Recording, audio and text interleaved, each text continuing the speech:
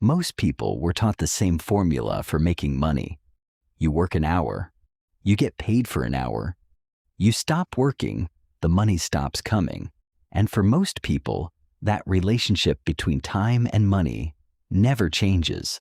But right now, while you're watching this video, there are ordinary people making money from customers they've never met, machines they're not standing next to, and businesses they aren't physically inside.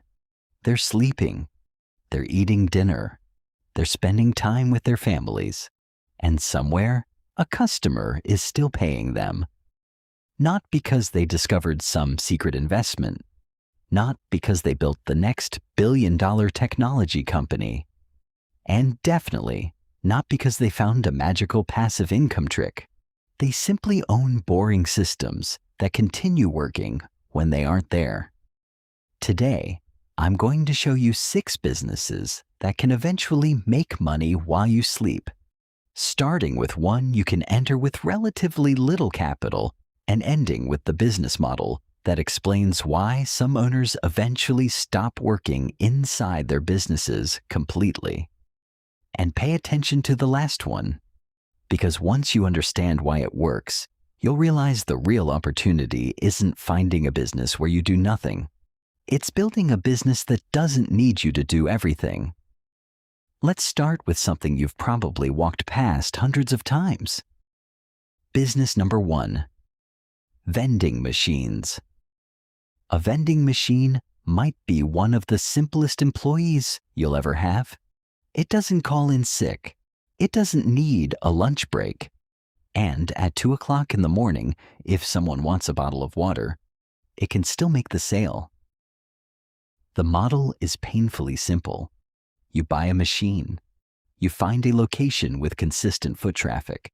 You stock products people already buy, and the machine handles the transaction. But here's what most beginners misunderstand. The business isn't really the vending machine. It's the location. A beautiful $5,000 machine sitting in an empty hallway can make almost nothing. A basic machine sitting inside a busy warehouse, hospital, gym, apartment building, or office can perform completely differently. Think about what you're actually buying. You're buying permission to occupy a few square feet of space where people repeatedly need something convenient. That's the asset. Start with one machine, and you're probably creating extra income. Build 5 good locations, and you're starting to create a route. Build 20, automate inventory tracking, and hire someone to handle restocking, and suddenly, you're not selling snacks anymore. You're managing a system, and that's the first principle you'll see throughout this entire video. If the business only works because you're standing there, you bought yourself another job. If someone or something else can repeat the process for you, you may have built an asset. Business number 2, digital products. Now imagine taking the vending machine idea and removing the machine. No inventory, no restocking, no physical product, no delivery truck, just a file, a template, a guide, a spreadsheet, a short course, a checklist, something useful that you create once and can deliver repeatedly. There are people waking up to sales from digital products they created months ago. The customer finds the product, pays online, receives it automatically, and the creator might not even know a transaction happened until checking the dashboard later. And there's a misconception that stops most people before they begin. They think they need to be an expert. You don't. You need to solve a specific problem for someone who knows less than you do. A generic budgeting guide for everyone is forgettable. A budgeting system for freelancers with a regular monthly income is different.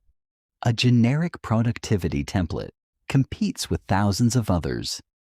A project management template designed specifically for wedding photographers, managing 10 clients at once, suddenly speaks to somebody. Specificity matters because people don't normally pay for information.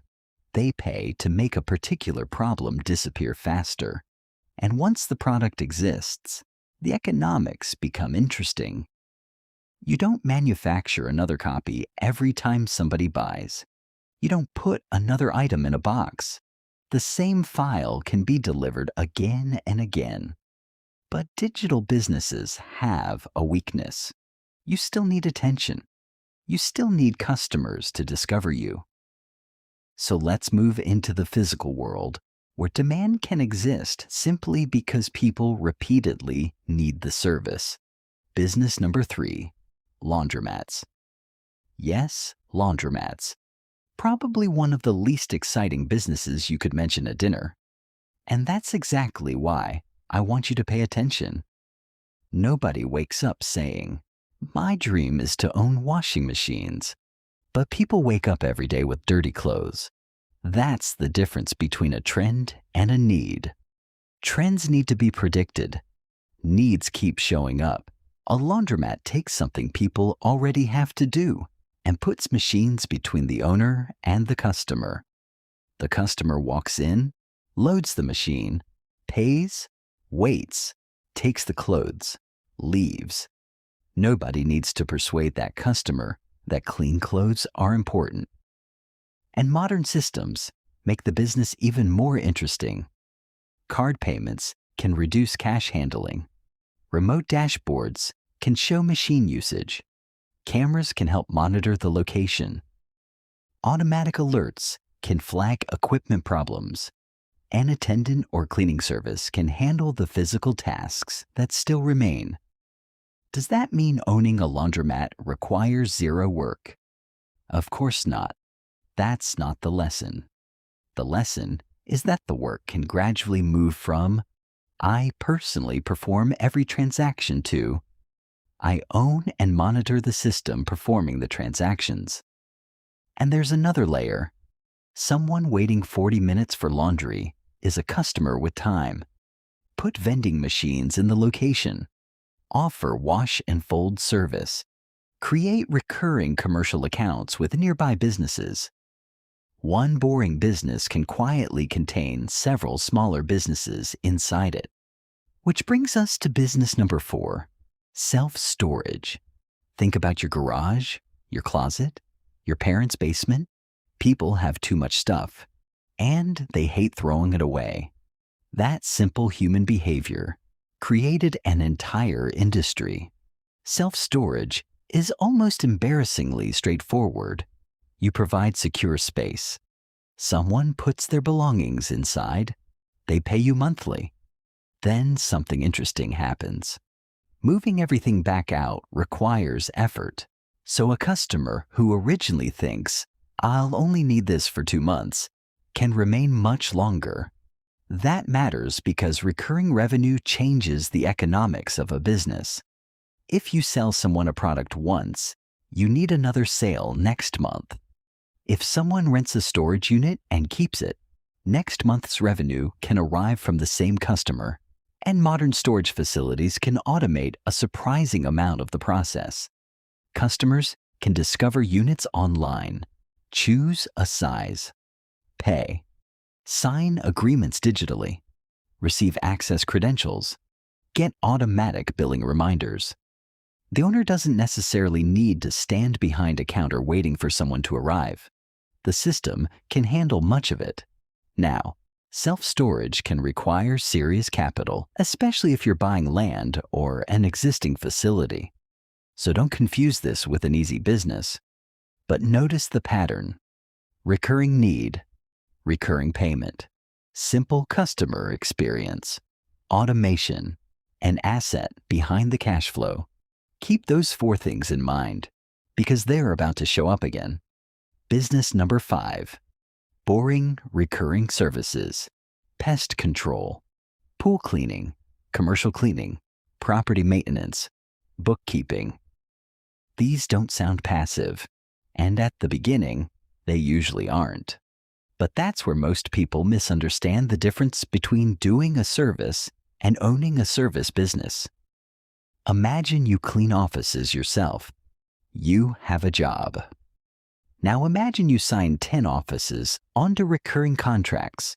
Document exactly how each location should be cleaned. Hire trained cleaners, assign routes, automate invoices, and put a manager in charge of scheduling. The customer still receives the service, but you no longer have to personally hold the mop. That's leverage. The same principle applies to pest control. The technician performs the route. The software manages appointments. The customer's card gets billed. The owner monitors retention, marketing, staffing, and numbers. What are you really selling? Not pest control. Peace of mind, not bookkeeping. The ability for a business owner to stop worrying about their books, not cleaning. The certainty that the office will be ready Monday morning. The more annoying and repetitive a problem is, the more valuable it can become to remove it permanently. And recurring contracts are what change everything. One customer paying once is a sale. One customer paying every month is a relationship. 100 customers paying every month is a system. Which brings us to business number 6. And this isn't actually one specific business. It's the principle behind every business you've just seen. Business number 6 is owning recurring cash flow that can operate without your constant presence. That's the real business that makes money while you sleep. Think about everything we've covered. A vending route works because machines can make transactions without the owner standing beside them. A digital product works because the same asset can be delivered automatically. A laundromat works because equipment performs the service. Self-storage works because customers pay recurring rent for access to space. A service company can work because employees and systems perform repeatable tasks. Different industries, same structure.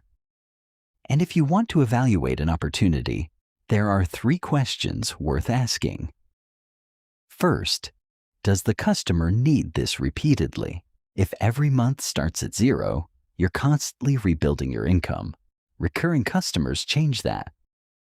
Second, can the work eventually be performed without me? Maybe the answer is software, maybe machines, maybe employees, maybe contractors, maybe automation. But there needs to be a path between you doing everything and the system doing most of it. Third, can I own or control the thing producing the cash flow? The machine, the customer contract, the digital asset, the equipment, the location, the route, the brand, the process. Because this is where wealth starts looking different from income. Imagine 2 people. Daniel spends 5 years chasing the perfect business idea. Every few months, something new appears. E-commerce, a trending product, a new platform, a new app. He starts, gets excited. The opportunity becomes harder. And he moves to the next one. 5 years later, Daniel knows a little about 15 businesses, but owns almost nothing. Alex takes the opposite approach. He starts with one vending route. It's boring. For months, the money isn't impressive. But he learns which locations work. He reinvests the cash, adds machines. Then he uses part of that cash flow to acquire a small recurring service business. He hires, documents the process, reinvests again. Nothing goes viral. Nobody writes an article about him. His friends probably don't even understand why he's so interested in vending routes and cleaning contracts. But 5 years later, Alex owns several systems producing cash flow. And that's the part people miss. The first few $100s rarely look impressive. The first machine isn't financial freedom.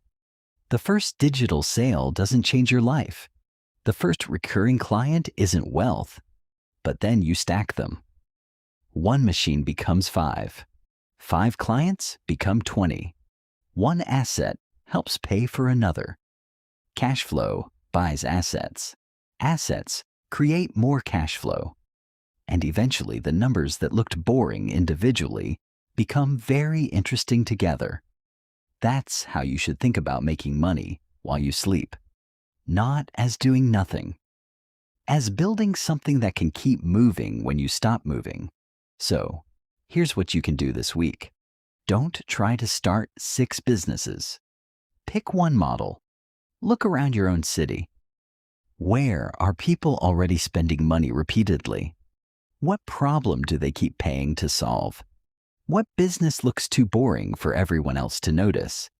Then ask the 3 questions. Does the customer return? Can the operation eventually run without me? Can I own the asset or system behind the cash flow? Because somewhere tonight, while you're asleep, a washing machine will complete a cycle. A storage customer will be billed. A vending machine will make a sale. A digital product will be downloaded. A cleaning contract will renew. And someone will make money from all of them without physically being there when the transaction happens. They aren't necessarily smarter than you. They simply built the system before they went to sleep. And that is the difference. Don't chase the business that looks impressive. Build the business that keeps working. Because the goal isn't to never work again. The goal is to stop requiring every dollar you earn to require another hour of your life. If you found one business in this video that you'd actually consider owning, tell me which one in the comments. And if you want more videos about building wealth through simple systems, businesses, and assets instead of hype, subscribe. Because the businesses nobody wants to talk about are often the ones worth understanding.